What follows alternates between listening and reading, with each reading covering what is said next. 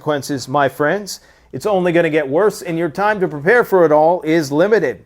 We need to talk about a former NATO chief suggesting that they are about to put troops on the ground in Ukraine and give Ukraine security guarantees, which will likely mean a worldwide radiological disaster for us all. We have Evgeny Prigozhin in an expositional interview revealing that he thinks Putin is about to authorize a nuclear strike on Russia's border regions. You heard correct. We have apocalyptic wildfires raging. What you're seeing behind me is the New York skyline right now. The entire East Coast, all the way from Quebec, all the way down to Florida in some places, is completely engulfed and saturated in toxic plumes of smoke. And in the next 48 hours, Toronto is about to be hit by a plume of smoke so thick and toxic that you're going to want to make sure you close your windows, you lock your doors. You're going to want to keep this smoke out. If you have an air purifier, they're all being sold out at Home Depot and everywhere else. You can't find air purifiers.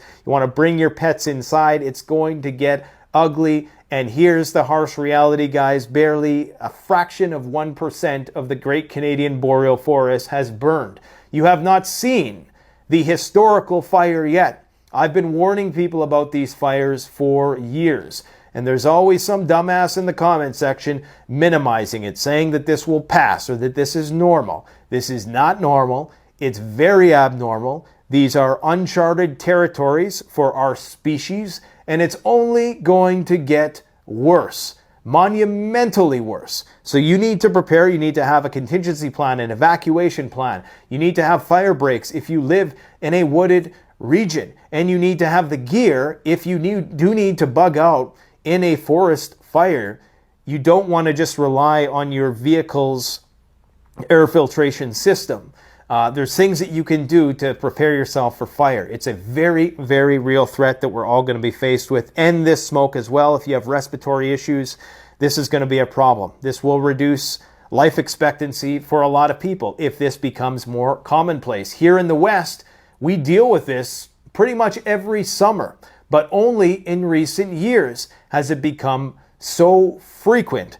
And I believe that the amount of smoke days has exponentially grown in just the past 10 years. And now you guys in the East are getting a little taste of this. So let's talk about everything we got to talk about today. First, let's check out the photometer, shall we? What is the photometer reading today? SHTF photometer, fear, uncertainty, and doubt-o-meter. Current level is at 80 out of 100. We have a long way to fall. Now, this is a conservative estimate. I could easily put this at 99 due to the situation in Ukraine. A few days ago, it was at 75. That was before the dam was blown and before Quebec lit on fire. Excuse me. We're going to talk about the reasons why Quebec is on fire. There's a lot of misinformation right now on the internet. Excuse me. Now, where should we start here today? This is just an overview of what we're going to talk about. Fires, people, self-imposed smoke lockdowns might become the new normal. We have a NATO chief, Rasmussen, I believe, talking about why NATO is going to have to issue security guarantees and put troops on the ground to prevent escalation, he claims. We have Evgeny Prigozhin in an incredibly expositional interview predicting numerous things, including mutiny, not against Putin, but against the Russian military, the Ministry of Defense, I should say. We have Lavrov issuing warnings about F-16s, because we were talking about this for weeks, that F-16s can be used as a delivery system for nuclear weapons, issuing threats about those F-16s. There are rumors, and that's all it is at this point, that the main counteroffensive has begun. When it comes to analyzing the Ukraine-Russia situation, there's usually two camps. One, people are suggesting that the Russians are winning and the Ukrainians are losing, and the other side claims the opposite. There's seldom any in between. I'm here to tell you that we simply don't know what's going on. It appears as though, based on the most up-to-date Telegram information, that the Ukrainian main thrust of their counteroffensive has in fact begun, and that some of the Russian defensive lines are in fact being breached in the Zaporozhye region. The unprecedented dam situation is the absolute worst case scenario of all of the worst projections for the Kakhovka Dam being blown up. We've seen that due to high water levels. So it's a total disaster, and I'm still not entirely convinced with respect to who did it, although I do, the evidence in cui bono leans towards the Ukrainians having the most motive for it. I'm not saying that that's what all of the evidence suggests. The Russians are saying one thing, Ukraine is saying the other. In terms of who benefits from such a thing, I've already made my case that I think Ukraine stands to benefit a little bit more than the Russians for a variety of reasons that I'm not going to get into again because I don't feel like arguing in the comment section today.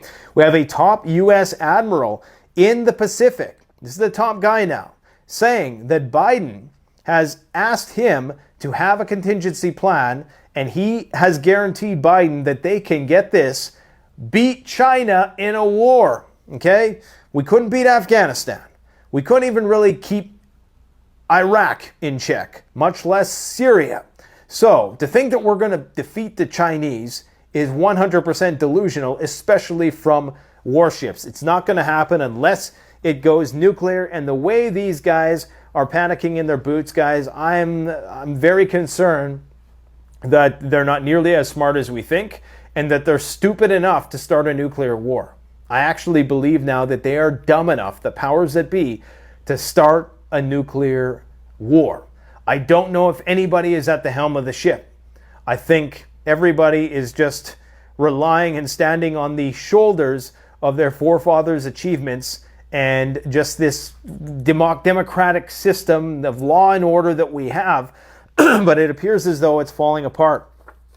There are threats to other dams, and the Russians are saying that Ukraine may have released more water from an upstream dam, because recall, there are actually 6 dams on the Dnieper River, I do believe, and Ukraine controls 5 of these dams. If they want, they can release more water. There's videos claiming to show that Ukraine is releasing more water in Dnipro GES, in the Zaporozhye region.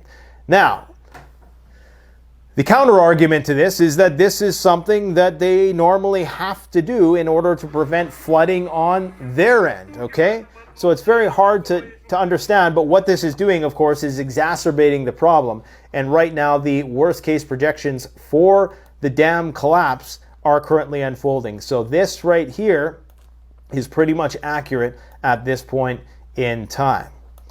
Now, where should we start here today? Let's just see what we got on our maps. Did I show you guys the smoke map yet? So this is let's start with the smoke stuff, all right?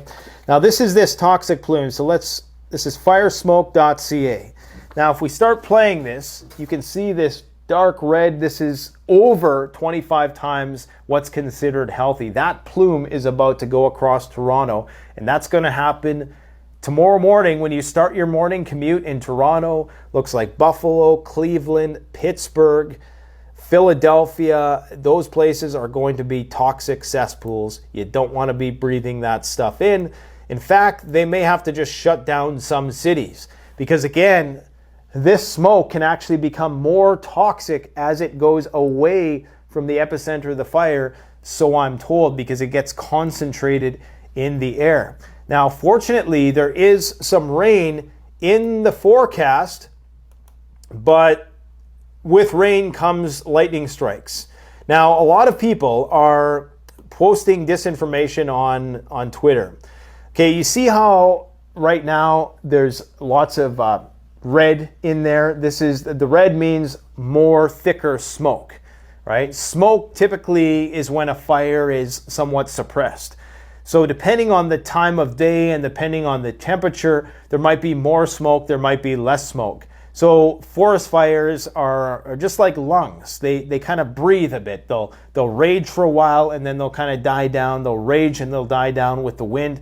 And that's exactly what happens. So a lot of people are making clips of this because you see it rages, it releases these massive toxic plumes, and then the time of day, it goes into the middle of the night, things cool down a bit, the sun isn't blaring, and then it slows down and now it's speeding up again, right? It's more thick toxic smoke is being emitted. So it goes in these cycles, and people are clipping this, and they're saying that, oh, look, they all were started with space lasers by the government at night because they want to charge us more carbon taxes. Look, guys, we all know that the government is incompetent, and they're incompetent. They're not smart enough to do those sorts of things. You can have a situation where we are, in fact, having this kind of detrimental effect on our habitat, and we're also trying to be exploited on the other end. Those two things can coexist. It's simple.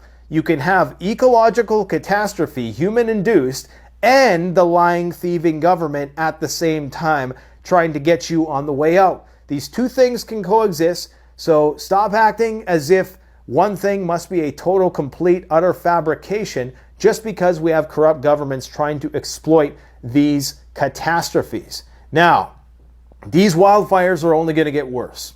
I've been saying it for years. I've made countless amounts of videos. This looks bad, but this isn't even but a fraction of the actual boreal forest that could and will eventually burn down. So you need to have a contingency plan. Some of the gear, people always ask me, what sort of things do I need in order to protect myself from this smoke? Well, you need a good air filtration system in your home, changing out your air filters, having backup air filters. I'm sure a lot of those are sold out of Home Depot. If you have some sort of air purification system, that will help as well. Because of course, a lot of people might think that wearing a gas mask outside is overkill. And in some ways, I would say, sure, unless you have respiratory issues. If you have someone who has respiratory issues and they're maybe elderly and for whatever reason they need to be outside, which I'm assuming that they probably don't, but let's just say they do. You have to transport them or whatever. They're going to want a gas mask with a P3 filter and a PAPR to do the breathing for them. You want a PAPR, it's a powered air purifier respirator, I believe. And you want one of those because that's going to do the breathing for the person. So the average person, you can get away. You're not going to die if you're even in the thick of this, but it's not going to be good for you. And if you have any sort of respiratory issues, it's going to exacerbate those. It's going to make them worse. So a P3 filter is simply a HEPA filter. Okay, this is going to block 100% of any fine particle. Smoke is a particle. Now, oftentimes companies will recommend, because fires can also release different types of chemicals, different types of things get burned. It's not just a clean smoke. Typically, it could be, other things that are being caught up in the conflagration. You're going to want activated carbon, which is derived from charcoal. Okay, you can actually make it. We've done videos on how to make it. But a filter like this is a Dot Pro filter. It has a HEPA filter, so it has this, but it also has a layer of activated charcoal, which is going to adsorb any toxins that are in the air. Not all, but most. Enough that you're not going to die from a gas attack or something like that. This is basically the filter that will do it all. In fact, the filter that does it all, we don't have anymore.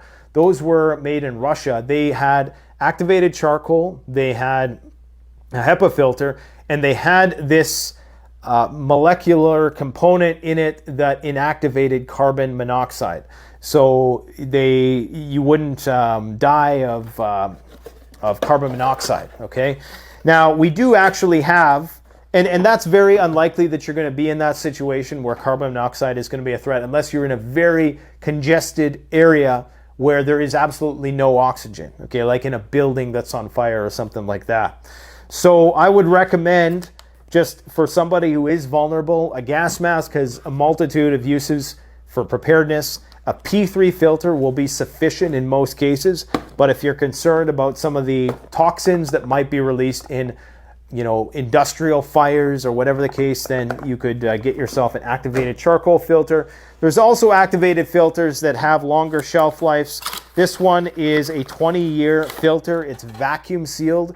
And the reason why they vacuum seal them is because if you have a filter, like this one is not vacuum sealed, but it's still sealed. The vacuum seal plus the proprietary blend in this one, which is why they're twice the price, they last up to 20 years, is going to ensure that it doesn't adsorb any toxins and thus clog up the filter. You're going to know when a gas mask filter is no longer good, it's just going to stop working. You're not going to be able to respirate as well because it's going to come clogged. It doesn't absorb, it adsorbs. AD as opposed to AB. Absorbing is like a sponge absorbs water.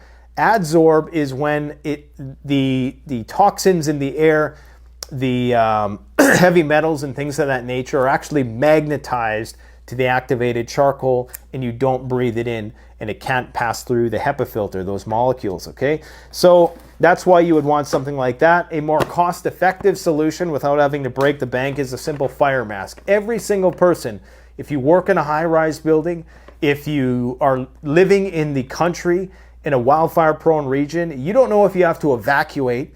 You see all these videos of people driving down the back roads and it's on fire on both sides. You don't know if your car's vehicle air filtration system is going to be able to effectively filter out all that smoke. Maybe your tires are going to melt. You just never know what's going to happen, and you're going to be stranded there on the middle of the road, and you might have to walk out. Now, if that's the case, and I mean, hopefully, you're able to walk out, a fire mask is a good throwaway tool. This is a $40, $50 solution. It will protect against carbon monoxide as well. And it protects against, this is for fire, mostly for smoke, but anything that filters out smoke will also filter out most viruses and bacteria as well. But, just something, they don't advertise it for that reason, but, use a bit of common sense. You're not a prepper if you don't have a fire extinguisher. I mean, that should go without saying, right? If you live on a homestead, you got to take fire security seriously, because someday the forest that you're in can and will burn down, even if it's a rainforest, even if it's like a temperate region. In Victoria and Vancouver a couple of years ago, it was so dry there that the locals hadn't seen it that dry in their lifetime. And this is a rainforest. This is a part which is notorious for rain. And a couple of years ago, there was no rain. There was record high temperatures. Everything was on the brink. Vancouver Island almost burned down. It could have burned down. If you could just throw a match and that place would have went up in smoke. So just because you live in a region where there's lots of precipitation now, the way things are going, the way things are changing, I wouldn't be surprised that everything gets turned on its head. Lots of different fire suppression tools. You can find them all at CanadianPreparedness.com. A fire blanket is something which will not only protect you against some of the heat, but it will also inhibit a fire from spreading. So these are all things that you should consider. Now that we've talked about that, let's move on to everybody's favorite and most hated topic at the same time, World War III. So, where are we going here? Evgeny Prigozhin gives an interview, all right? Very, very expositional, revealing interview. And I don't know what this guy's plan is, but I can tell at this point that he's for real. And that he's saying what he thinks. That this is not an act. Nobody's this good of an actor. Now, here are some of the bullet points of what he's saying. He has said that Ukraine has broken through the defenses on multiple fronts. Now, the only part I can see right now where they're breaking through is in and around this region here. And I'm not even going to begin to pretend I'm one of these map guys who is this knowledgeable of the technicals as to what's going on the ground. But the bulk of the fighting, I believe, is happening in and around the Zaporozhye direction where we expected it to happen, towards Mariupol and Melitopol and that sort of thing. And they're also apparently taking back territory in Bakhmut. But by and large, for such a long-anticipated counteroffensive, like this part here, they're taking some parts to the north and south of Bakhmut, but nothing really substantial. And of course, they're still on the border near Belgorod, making claims that they are pushing into Russia proper. Now, Wagner has said, and I don't know how much I believe this, but this is what he says. He thinks that what they might do, he thinks that the Russians are scared to nuke Ukraine, okay? But he thinks what they're trying to do is bait the Ukrainians into Russia proper in the Belgorod region. And I'll just show you where that is on the map, because I know everybody's not geographically savvy. So in and around here somewhere, where the Ukrainians are making some moderate gains, that they're going to detonate a nuclear weapon within their territory in an attempt to pump the brakes on this incursion of Polish mercenaries, Russian self-proclaimed NIZIs, Russian and of course Nazi Azov-affiliated brigades. And they are saying that that's what they're going to do. They're going to utilize some sort of nuclear weapon. That's what he's saying. This is what they might do. This is the guy who said he suggested that they should have used a nuke at the beginning of this war. They should have used it immediately, because now I can't remember what the reason or the explanation is for why they can't use it now, but either nobody's going to take it seriously, it's going to look like an act of desperation, or there was some other rationale. You can go and watch the entire interview. It's all translated online. But he's saying that the Russian Ministry of Defense is lying. Now, I did find it incredibly suspicious when the governor of Belgorod came out and said that the city of Novokakhovka, where the dam was blown on the left bank of the Dnieper River, when he came out and said that everything is fine, people are, just going out their business as usual, and the entire town is flooded, I did find that just a little bit odd. So this is why you got to be very careful and understand that there are two very polarized camps. People who are very pro-Russian and people who are very pro-Ukrainian. And the more the West exaggerates, lies, blames everything on the Russians, the more polarized they become, because the less inclined they are to believe anything the West says when it makes these outrageous claims. I mean, here's a list of some of the outrageous claims that have been made. You can believe what you want, but this is what they want us to believe. The Russians blew up their own $20 billion Nord Stream pipeline. The Russian drone, in a false flag, attacked the Kremlin.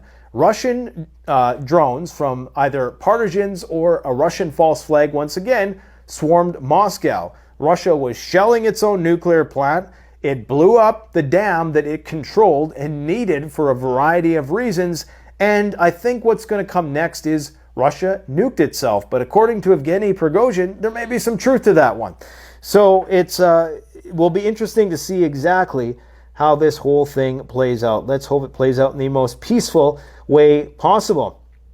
The more damning things that he said was that he believes that the Russian top brass, that the arrest, and this is one of the most provocative things he said, which I think is going to get him in a lot of trouble. And this is where we might see some real deal civil unrest rise. I do still think that Putin has control over this guy. I do think if Putin wanted him gone, he would be gone. But I do think that him and Putin, as I've talked about before, is Putin just trying to triangulate his generals, keep them fighting with one another to maintain control? It could be. Running an autocracy in the way that it's shaped in Russia is difficult. But he's saying that not only will they be arrested, but they'll probably be killed. So in any other country, that would be considered an incredibly treasonous statement to make, especially by somebody who has control over tens of thousands of troops. To say that we are going to hang or we are going to seek the death penalty for the top brass in the military of the country I'm supposed to be representing, that's very, very treasonous.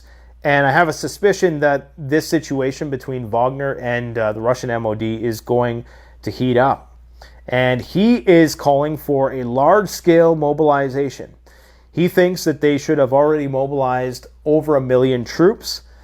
He's upset that it hasn't happened. He thinks that people are going to revolt against Shoigu and Gerasimov. He thinks that they're 2 months away from firing squads for Russian generals. That's a very bold statement. And this is what he says, which was quite telling. As soon as we lose 1 meter of territory, 1 meter of Russian territory, which they, by some accounts, they already have, everyone will get a taste for Russian meat, he says. The Romanians, the Poles, everyone. And for this, he references the Polish Volunteer Corps, who have been documented as fighting inside Russia. Polish troops and American vehicles inside Russia. Truth is stranger than fiction.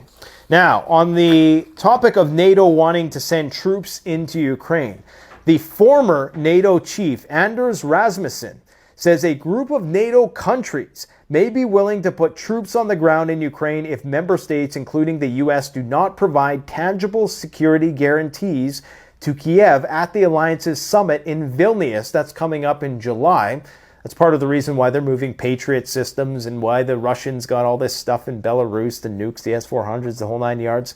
He also warned that even if a group of states did provide Ukraine with security guarantees, others would not allow the issue of Ukraine's future NATO membership to be kept off the agenda.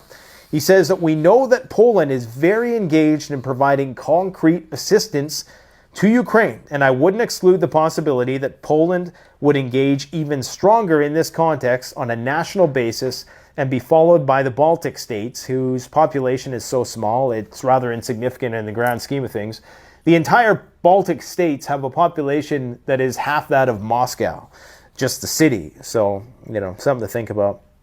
I think the Poles would seriously consider going in and assembling a coalition of the willing if Ukraine doesn't get anything from Vilnius. The Poles seem to be incredibly scared about Russia. I don't know enough about the history to know if there's justification for that, but that's what they're saying. Now, there's something else I forgot about what Wagner said. He said, we give the ministry 2 weeks. This is his ultimatum to the Russian military now. It's about to get interesting, guys. We give the ministry 2 weeks to liberate our territories in the Belgorod region, but if they fail or we aren't confident, I will demand that we are allowed to go there, because otherwise they'll keep lying to the Russian people. So he's saying that they're going to go there and deal with the situation. It should be known that a lot of the Russian top brass, with the exception of Surovkin, haven't had any real military experience. General Surovkin, General Armageddon, you can tell just by looking at the guy, he's been around. In fact, I don't know what it is. Maybe you just lose your hair, but both him and Prigozhin, and maybe that's why I'm losing my hair, both have been on the not the front lines of combat, but have orchestrated these large-scale combined arms conflicts before. If that does not happen and the situation continues to worsen, we will go to Belgorod. And this is what he says. It's probably the most provocative thing this guy has ever said. And it's not far from Belgorod Oblast to Roblevoka, an elite suburb of Moscow, to the something embankment that I can't pronounce, the location of the Russian Defense Ministry headquarters. What if we go there to demand more ammunition? So he's making very explicit threats against the lives of Russian generals. And that's why I think we're going to see him being reined in by Putin soon. Apparently, Putin has already tried to rein him in. There is a conflict between the private and government contractors there. Now, as for the